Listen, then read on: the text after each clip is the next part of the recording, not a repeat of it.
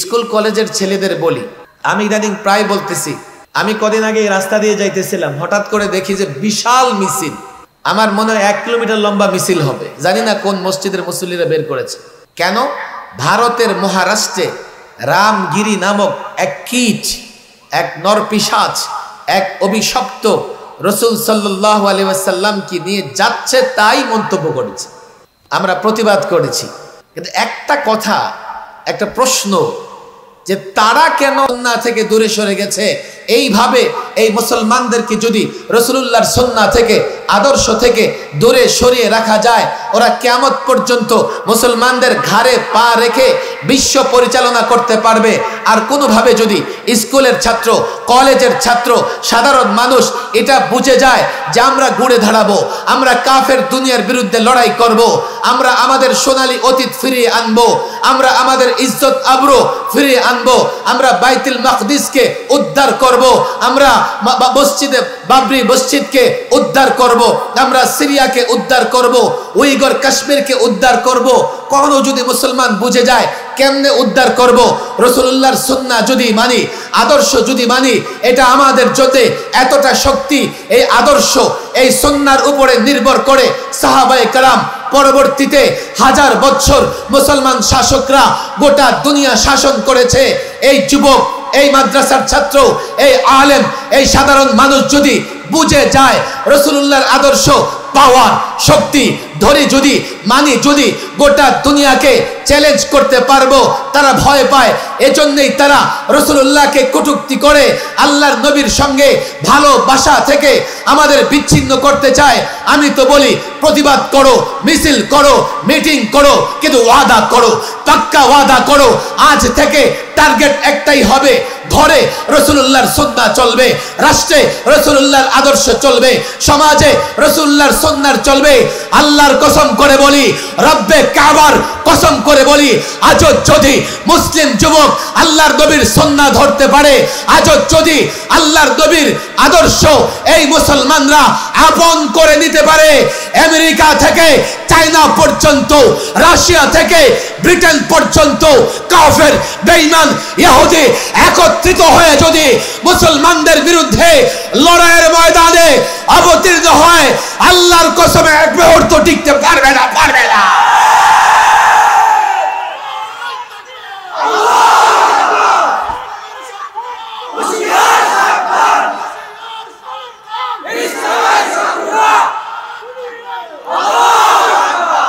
কেউ হতাশ হতে পারে, এটা কি সম্ভব? আল্লাহ একটা এক্সাম্পল দিয়ে দিয়েছেন তালেবান সরকারের, কথা ঠিক না বেঠে? আমি প্রায় একটা কথা বলি, আমার বলতে ভাল লাগে। তালেবানদের পক্ষে বক্তৃতা করে আমি আরো বেশি দিন রিমান্ড খাটছি। আপনি তালেবানদের পক্ষে কেন কথা বললেন? আল্লাহ দেখেন, এখন বাংলাদেশে তালেবান সরকার কায়েম করে দিছে। এটা আবার কি বললেন? আফগানিস্তানে বিপ্লব করেছে তালেবান, তালেবান মানে ছাত্র। আমি ইতিহাস আল্লামা মুফতি আমিন রহিমাহুল্লাহর কাছে তালেবানদের ইতিহাস, পাকিস্তানের এক পত্রিকা, এক আলেম সেখান থেকে পাঠালেন যে হুজুর দেখেন, হুজুর জানতে চেয়েছিলেন তালেবানদের শুরু শেষ, তাদের লড়াই, তাদের কার্যক্রম কিভাবে পরিচালিত হচ্ছে। হুজুর আমাদেরকে একসাথে করলেন লালবাগের দফতরে, একজনকে বললেন তালেবানদের ইতিহাসটা পড়ো। একজন পড়লেন তাদের উত্থান। মোল্লা ওমর একজন মাদ্রাসার শিক্ষক ছিলেন, তার সামনে কিছু ছাত্র বসা। হঠাৎ একজন একটা চিরকুট এনে দিল, উনি চিরকুটটা পড়ে চোখের পানি ছেড়ে দিয়ে ছাত্রদের বললেন, দেখো তোমাদের এক বোন তোমাদের উদ্দেশ্যে কি লিখেছে। কয় কি লিখেছে? কয় লিখেছে, তোমরা তো এখানে আরামে মাদ্রাসায় পড়াশোনা করতেছো, আর অমক উপত্যকায় তোমাদের বোনদের উপরে প্রতিদিন পাশবিক শারীরিক নির্যাতন হচ্ছে। তোমরা আমাকে বলো তোমরা কি করবে? কিতাব বন্ধ হুজুর, আমরা আমাদের বোনদের আগে উদ্ধার করব। তালেবানদের এই ছাত্রদের হাতে তো কিছুই নাই, লাঠি সোটা দিয়া ওই উপত্যকায় গিরিপথে পাহাড়ে আক্রমণ করে মা বোনদের উদ্ধার করলো। এটাই ছিল তাদের সূচনা। এরপরে তারা দেশকে স্বাধীন করবার সংগ্রাম করেছে। তালেবান স্বাধীনতাকামী, সংগ্রামী, দেশপ্রেমিক। যেহেতু ছাত্রদের মাধ্যমে বিপ্লব হয়েছে, আর আফগানিস্তানের ভাষায় ছাত্রকে বলে তালেবান, সেই জন্য তাদের সরকারকে বলে তালেবান সরকার। বাংলাদেশের এবারকার বিপ্লব হয়েছে ছাত্রদের হাতে, কথা ঠিক না বেঠিক? তাহলে আফগানিস্তানের ভাষায় যদি আমি বলি, বলতে হয় বাংলাদেশের সরকার কায়েম হয়েছে তালেবান সরকার। পরিষ্কার কথা। আল্লাহ তাবারক ওয়া তাআলা এই যুগে এসে তালেবানকে একটা নমুনা মডেল বানিয়ে দিয়েছেন। আমেরিকা একা নয়, তার সঙ্গে নেটো। নেটো মানে পৃথিবীর পরাশক্তি সব মিলে 20 বছর এই পরিমাণে বোমা নিক্ষেপ করেছে আফগানে। এক এক পাহাড় পর্যন্ত বোমা নিক্ষেপ করে ধ্বংস করে ফেলেছে। তারা মনে করেছে এত বোমা মারব, মাটি পর্যন্ত ধ্বংস হয়ে যাবে। 20 বছর পরে তালেবান যখন সিদ্ধান্ত নিয়েছে এবার রাষ্ট্র স্বাধীন করতে হবে, তারা যখন কাবুল অভিমুখে রওনা হয়েছে, পুরো দেশ উদ্ধার করে আমেরিকা, নেটোর সেনারা লুঙ্গি গামছা নিয়েও পালাইতে পারে নাই। মুসলমানদেরকে যে দমানো যায় না, এটা এক্সাম্পল। আমার শিক্ষিত যুবক বলবে ওরা তো সন্ত্রাসী, জঙ্গি। মিথ্যে কথা। তারা স্বাধীনতাকামী, তারা দেশপ্রেমিক। প্রথমে রাশিয়াকে জোতা পেটা করে বের করেছে, পরে আমেরিকাকে বের করে তারা রাষ্ট্রকে স্বাধীন করেছে। বাংলাদেশে এবার যে কাজ ছাত্ররা করেছে, একটা পরিবর্তনের দরকার ছিল। মাঝে মধ্যে মুক্ত আকাশের নিচেও নিজেকে বন্দী মনে হইতো। সপ্তাহে 3 বার হাজিরা, 30টা 40টা মামলা। মনে হতো যে বুকে একটা পাথর চাপা দিয়ে রেখেছি, কবে মুক্ত হব। মুক্তির জন্য পরিবর্তনের দরকার ছিল, কিন্তু মনে রেখো পরিবর্তনের চাইতে পুনর্গঠন কঠিন। চূড়ান্ত পরিবর্তনের জন্য যারা এখানে যুবকরা এসছে, নিঃসন্দেহে আলেম ওলামাদের মহব্বত করে। চূড়ান্ত পরিবর্তনের জন্য, চূড়ান্ত পরিবর্তন কোনটা? যেই পরিবর্তনের পরে চোরের হাত থেকে অন্য চোরের হাতে ক্ষমতা যাবে না। চূড়ান্ত পরিবর্তন যখন হবে, এই ছাত্র নেতৃত্ব দেবে। আল্লামা মুফতি আমিনী ছাত্রদের ভালোবাসতেন, তাদের উপর বিশ্বাস রাখতেন, তাদের সঙ্গে যুক্ত হয়েছে। মাদারেসে কওমিয়ার ছাত্রদের সঙ্গে যুক্ত হয়েছে। স্কুল কলেজের ছাত্ররা, আমি তাদের বলি চূড়ান্ত পরিবর্তন তোমাদের মাধ্যমে হবে। চূড়ান্ত পরিবর্তন ইসলামের নামে হবে। চূড়ান্ত পরিবর্তন হবে কোরআনের বিধিবিধান প্রতিষ্ঠার লক্ষ্যে।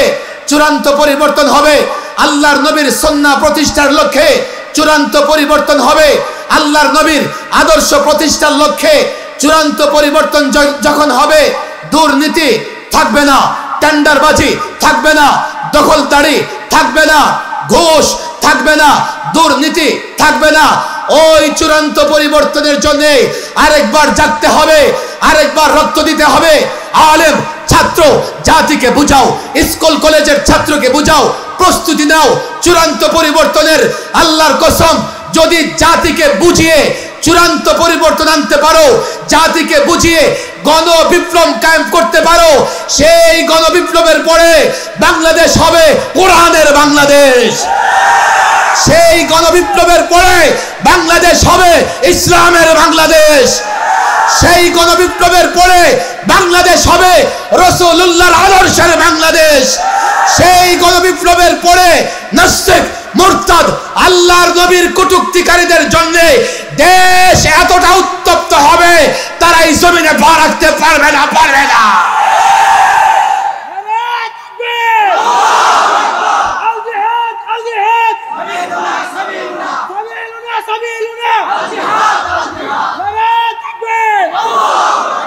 আল্লামা মুফতি আমির রাহিমাহুল্লাহ গণবিপ্লবের স্বপ্ন দেখতেন। আমি এটার একটা বাস্তব নমুনা এবারকার আন্দোলনকে দেখি। গণবিপ্লব ছাড়া আপনি চোরটাদের হাত থেকে কখনোই মুক্তি পাবেন না।